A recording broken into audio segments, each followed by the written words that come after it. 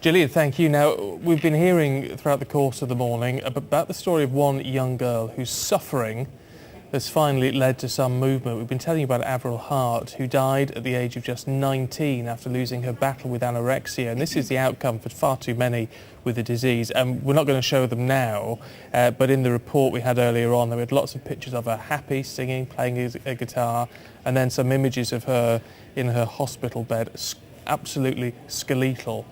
Shocking images of someone in the final stages of having anorexia. Now, a report into her death showed a series of failures by the NHS. So we're asking, is the NHS doing enough to help people with eating disorders? In the studio is author, mental health campaigner Hope Virgo, and in our central London studios, the CEO of the eating disorder charity Beat, Andrew Radford. Morning to both of you. Hope, can I start with you? Yeah. Because, I mean, you describe yourself as you're in the stage of being a recovering anorexic. Give us a sense of what it is like to go through that process, because when we look at people like Averil and those sort of images of her at the end, Yeah. it's very hard for most people to get their head round why someone would do that to themselves, what they're thinking in that process. So when you're in that mindset and you have this anorexic voice in your head, it is literally like a constant battle whether to eat something, whether to not eat it. As soon as you eat something, you normally feel really guilty about it, so then feel the need to then either make yourself sick or go and work out obsessively, and you can't get yourself out of it. Whatever anyone says to you, you don't believe it. When I was 17, I got told my heart was going to stop. And I didn't believe anything any of the doctors were saying to me. I thought they were making it all up, and I thought they wanted to make me fat. So how did you reach the point now where you're looking like a very healthy young woman? So I struggled with anorexia since I was 13. So I had kind of from 13 to 17 hid it from everyone. But then when I was 17, because of nearly dying from it, I then had no choice but to be admitted to a mental health hospital. So I had a year of intensive one-to-one treatment, did loads of therapy sessions, and learned how to manage it kind of moving forward. I wouldn't say it's been 100% plain sailing since I left hospital. I have had one relapse and didn't get any support from the NHS when that happened. But now I've learned, I think, to have people around me who support me and people that I can talk to about it and people who help me manage it. Andrew, why is the NHS not recognising the key problem here and recognising when people are clearly presenting with anorexia? Well, I guess there's two main issues here. One is a lack of resourcing, and the other is a real tendency to treat what's a serious mental health problem as a physical one. So what we need is for adult mental health services, in particular eating disorder services, to get the same level of resourcing that the government in England is trying to put into children's services so that they can then respond properly. And we need everybody involved in the recognition and treatment of eating disorders to realise that the mental health issue comes first. It might cause physical symptoms, but you've got to identify and treat the mental health illness before you, instead of focusing solely on the physical. I mean, in terms of that mental health condition, I mean, are we any closer as to understanding what triggers it?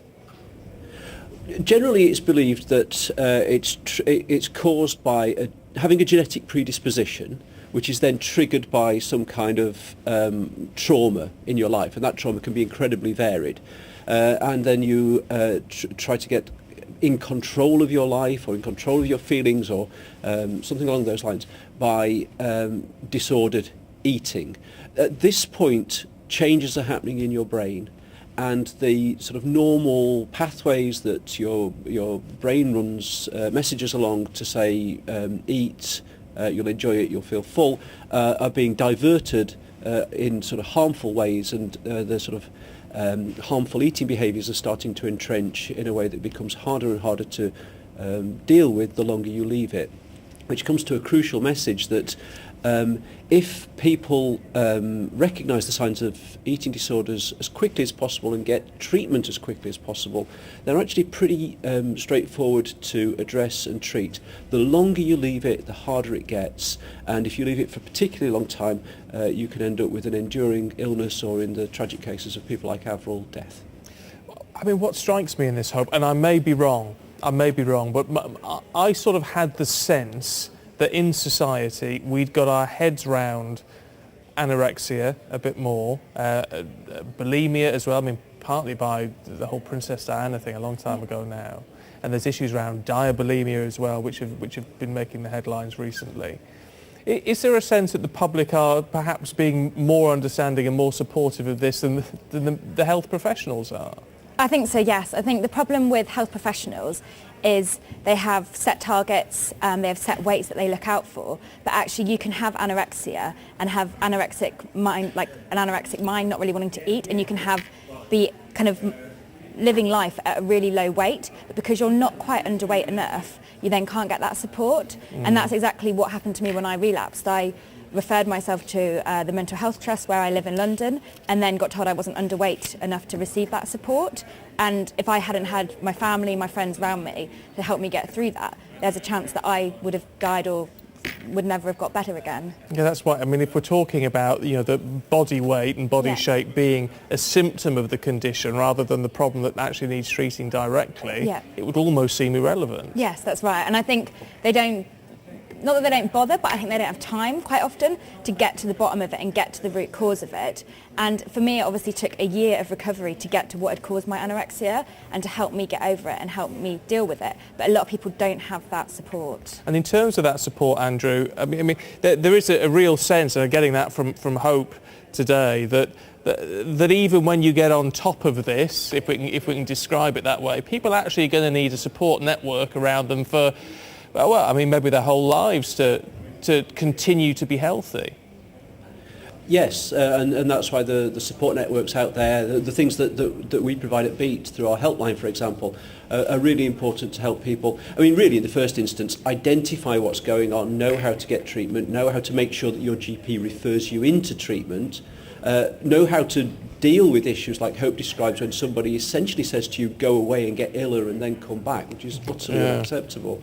And then look for the support networks that are out there, which we can help people find so that they can sort of keep on top of the illness, as you say. Andrew, give us a Beat website, would you?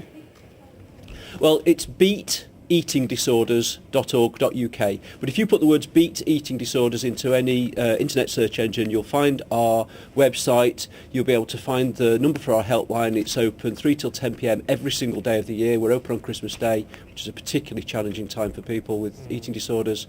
Give us a ring. The people on that helpline will talk you through what's going on and help you get into treatment as quickly as possible. Andrew, Hope, thank you both very much indeed, and it's good to see your progress recovering through this, Hope. Long may that continue. And as you got Andrew's details there on that website, if you need any help on that, get in touch. There are people there who will understand and who will help you. Stay with us, lots more still to come.